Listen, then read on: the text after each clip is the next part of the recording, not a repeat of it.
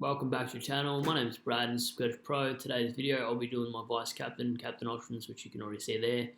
I'll go through an option for Whitfield and also an option for Langford up forward. There's now three strategies for Whitfield, and we'll go through them. So the first one is my most preferred, which would be to use Bianco and cop a 30 and lose 50, 60, 70 points in the back line for 1 week, especially if you've got two trades like me, might be an option. Now, option two is depending on your cover. You could say you've got a Waitman or a Coleman Jones down there, like a lot of yous will, or you have just a 330, player like a Dev Robertson or something. Use that DPP, get rid of Bianco. Now, obviously, if I had any sort of option and I had a Whitfield, I probably wouldn't be going for a premium because this is just if I wanted Whitfield for a direct player, I wouldn't be using my DPP. I'd just be going Whitfield to Rich or somebody like that. The top three players, obviously, you'd go for a Mills, Lloyd, Stewart. But if you already have them like me, you'd go for Rich, Jack Crisp, and probably Salem are the three I prefer. I don't want to go into too much detail why, but we'll get 3-round average of 116 and 105 for Rich, so that's pretty self-explanatory. The same with Crisp, 105, 103, and then Salem for me is the other one, 112 and 99. I think Salem probably has the best value, but whereas the other two are obviously more consistent for that reason. So they're those options. Now, if you're a little bit like me and you've only got about 400k to grab a player, it makes it so much more difficult because there's no one really good at that price. I've spent hours trying to look into who I'd go for. If you're going off average and you hope Bose goes through the last 6 rounds, he's somebody that I'm considering. The problem is I just so nervous about his hammy. If you've already done it once during the season 5 weeks ago, you're pretty likely to do it again at some point. So his scores, obviously his floors about a 60. He's got 70s the next 3 games. They're all going to be living in the back of Gold Coast half. You'd think Dogs, Melbourne and Brisbane all give him a hiding, so you'd think he'd be living down there. And with Danaher kicking it, he should get a lot of kick-ins.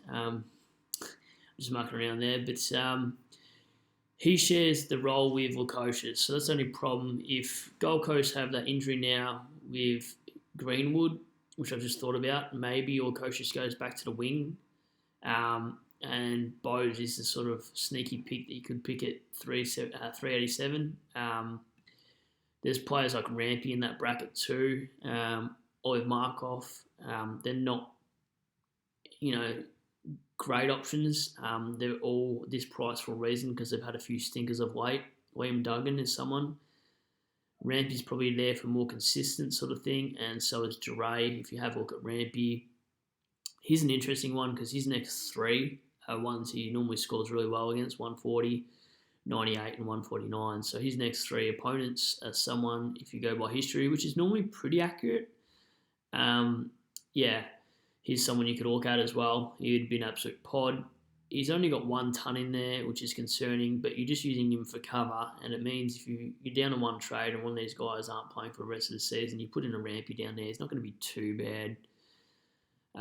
You go by score, he's got a few 80s, a couple 90s as well, and he's got a big ceiling out of all these players. Probably got the best ceiling and probably the best floor, to be honest. That's probably why he's still 400k. Duray is someone who would have been great about 2 weeks ago before his form slump, but they've got Gold Coast and Adelaide coming up, so it might not be too bad. Before that, he's averaging 78.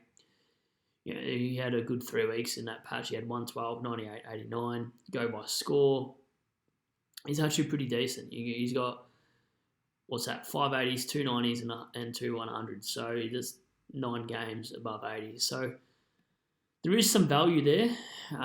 They're not great picks. You're almost better off going just by fixture. Redmond is someone I've looked into a lot, but I just think he's affected by Heppel. a lot when he comes back into the side, but his ceiling's there too. He doesn't have too many bad games. Will occasionally play lockdown though.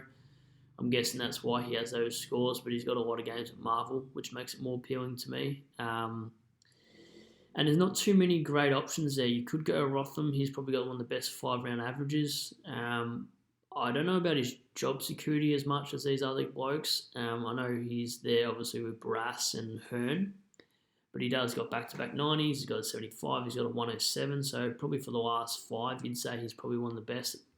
That 400k mark.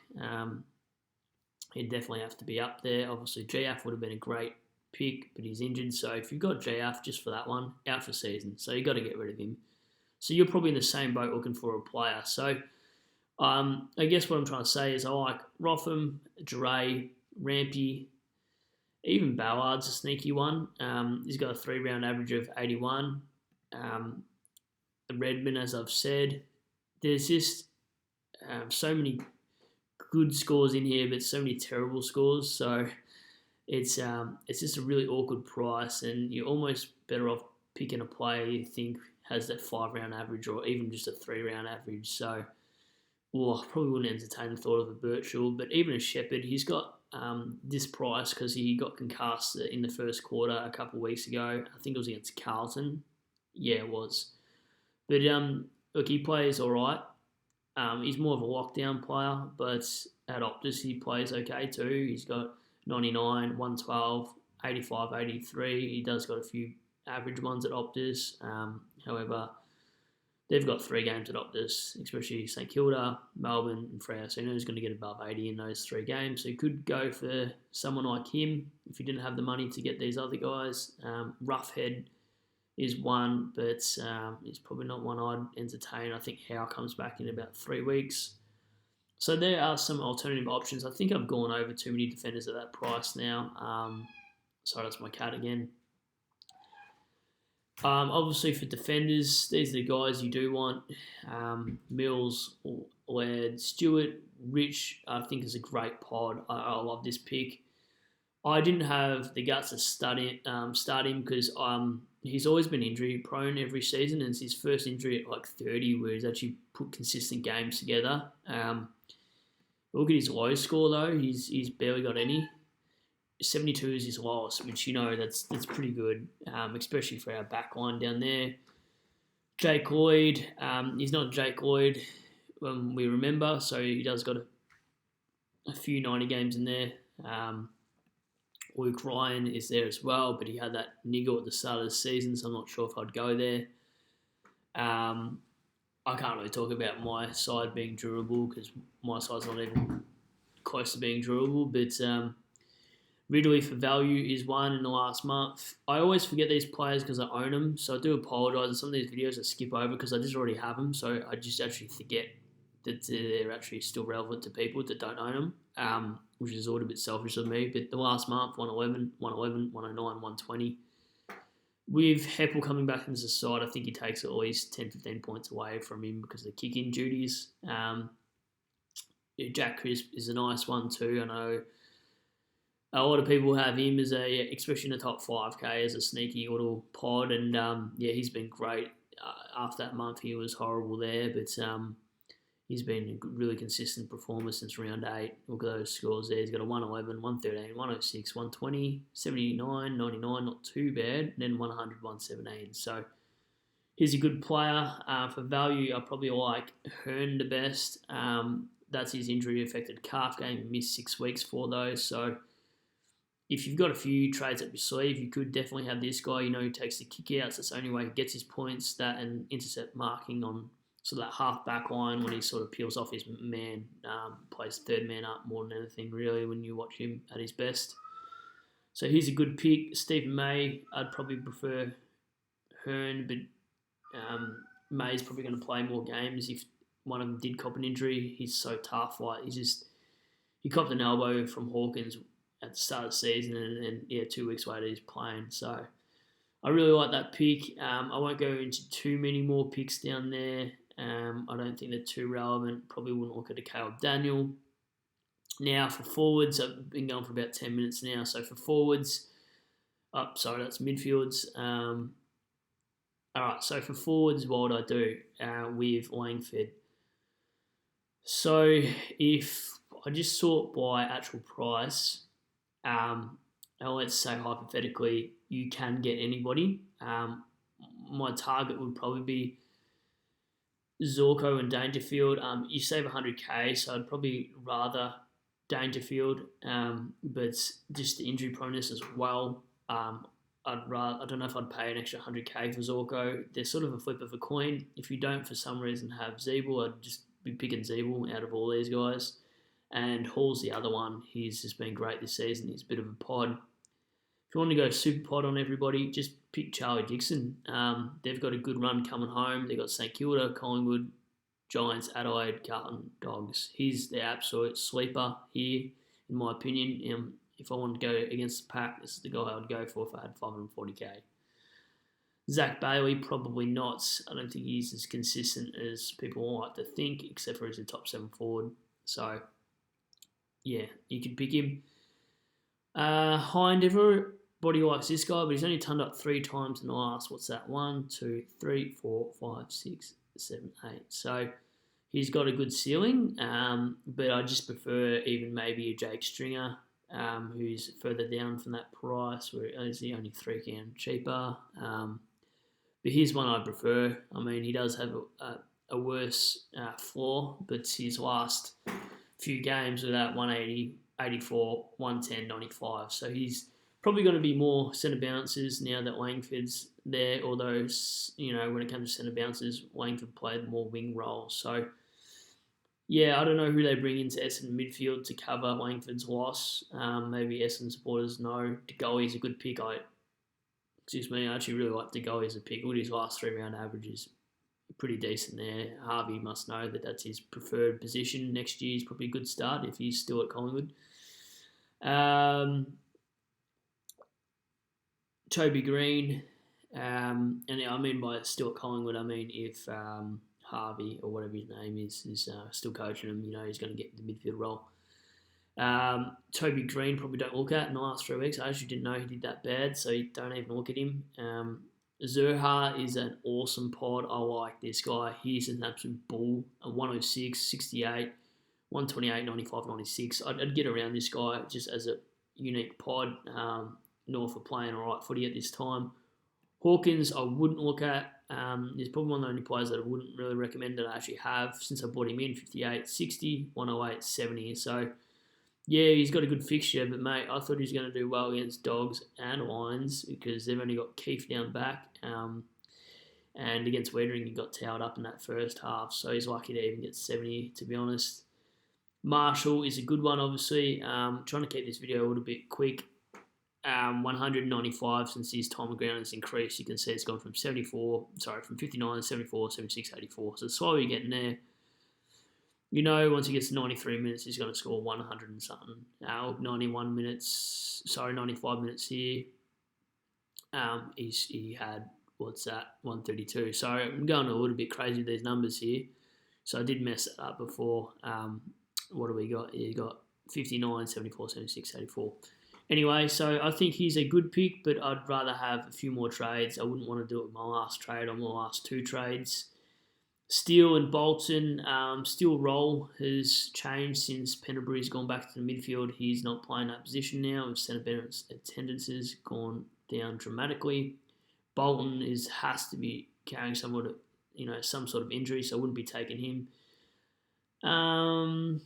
Now, there's not too many more players I really like. I mean, if you wanted to try something, maybe in Atkins the last couple of weeks, he's been a lot better than what he had been. He had a really good patch here when he was averaging, 88. Went down a lot, and now he's scored all right the last couple of weeks if you think he can bounce back. Stevenson is someone people get hyped into. I think that's his probably highest for the year. This would be a Dangerfield scenario where a lot of people will go, oh, yeah, let's go Stevenson, but I think he's an absolute dud. I think he plays one good game every 10 games, and that was it for him, really. So I wouldn't be jumping on board. I could be wrong. So I'll find out at the end of the season if I eat my words. But, definitely wouldn't take a punt on him. If I was to take a punt on anyone at 360, or around that price, it'd probably be Heaney, the biggest burn man ever. He looked great on the weekend, but you just know that I'm not endorsing this pick because you know he can score a 50, not a problem, but he has a better ceiling than a lot of players at 360. There's not great players down that end of the forward line, to be honest. Now, just quickly, if we're looking at midfielders, it's interesting to note that he is now, in total points, he should be just ahead of Bontempelli, so that's great. The percentage of McRae is a lot higher than Bonds. It's the same amount of steal, just about, by 0.2, so that's interesting. So, just for value, I probably like Walsh and Oliver, obviously. They're 100 grand cheaper than both those guys. I don't really want to go through their scores because they're very similar anyway. Took Miller is a fantastic option, I think, but they've got a really hard run coming up, Gold Coast. So I prefer Gold Coast defenders because they have hard opposition, meaning it's going to be living down in their backline, I'd say. Sean Darcy, if you want to be super pod and you had money to go from Gawn to Darcy, you could, but I think Gawn has okay history against his next few opponents coming up. So he'd be a really good pod move, especially if you're in top 500 and you want to make a move. He's only in 2.5% of the sides. He's someone that in the last 2 weeks has gone 180 and 183, so he's an absolute Jets. Now, for value, if I just wanted to look at pure value numbers, mid, I thought I actually separated the mid, and obviously I didn't because I just saw Jake Lloyd in there. Let's have a look at some value picks because that's what we sort of look at, obviously. I'd probably go Dunstan. Just scrolling on that just hit me right there. I know he's played really good footy the last few weeks. 105, 109, 118, 114. Who's he got coming up? Port, West Coast, Carlton, Sydney. He's got a tough fixture coming up, but you know his role. So he'd be an absolute pod. Guthrie, if you trust his shoulder coming back. If you trust Guthrie, you're probably trusting Fife. So he's coming off that injury. Where is he? He hasn't even scored that bad. I don't know what people were saying. George was saying he scored that 40, but that's what you expect when you hold a player that's done his shoulder. So, am I reading that right? Look, it's not that bad. I mean, I think that's when he did the shoulder, and he's going 88, 107, 40, 111. That still wouldn't make me trade him after an 88, 107 than a 40. I wouldn't even bother trading Guthrie. I think he's probably got bigger fish to fry than a Guthrie in his side. I'd rather have a really nice M9 or D7 and do that sort of problem instead than fix the Guthrie situation. I think someone said to him that Guthrie would outscore Danger this week, and he did. So, wow, that was a big call, and he was right. Everyone got sucked into Danger, and he probably only averaged about 110. But who else is there? There's not a lot of great value. I think Ellis is pretty decent. He's played so much better since going to Gold Coast. He was horrible at Richmond, to be honest. He's not a bad one. His last three, 111, 98, 118. He plays on the wing, so he's not going to have a higher ceiling as some of these other blokes we're talking about. Penderbury back in the guts. He's playing decent footy. We saw him get, something like 167, against Melbourne, 86, where he still had 31 times, 107, 109. David Swallow, so much people are sleeping on here. From round 5 onwards, let's go 96, 98, 107, 127, 90, 100, 117, concussion, missed the game round 15, 104, 114. So here's one I like, especially with Greenwood outside. Taylor Adams is someone I'm not interested into. He's never been able to finish off a season very well. He's just never even put together a full season really consistently. We know he's a high scorer, but you just know in round 19 he's going to hurt his calf or tweak something. He's made out of plastic. That bloke, I wouldn't touch him. He's very much like Traw. He killed my season, and then traded him to Duncan, and that killed my season too. So thanks, guys. Gaff, don't even look at. West Coast mids are horrible. Don't get sucked in. The only West Coast mid I would, his price is $397 for Kelly. But even coming back after that injury, he scored a 46 and 80. It's still gross. Like, I know that's injury affected, but if I was scraping the bottom of the barrel, he'd be it for 400k or less. He'd be your Hail Mary if you were down to one trade and you had to go sideways. Menegola, don't even look at. None of these players look at. Anyway, I think that's about a 20-minute video. My team, that's exactly what it's going to be. Vice captain, captain there. I think anyone this week's going to be great. I don't think I really need to go into too much detail. Vice captain, yeah, that's going to be fine because my loophole here will be the Hawthorn Reeves, so that's not bad.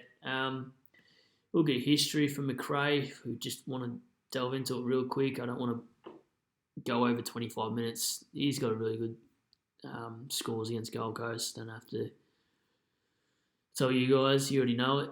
Still, probably not so great against Port, but you just can't mock this guy's form. What's Merritt got?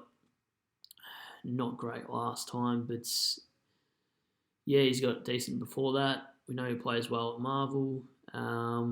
Walsh, 113, but he's in great form. He's better than what he has been the last couple of years, so you can't really look at Walsh's previous because he's never had this midfield time. It was always the wing previous years and whatever.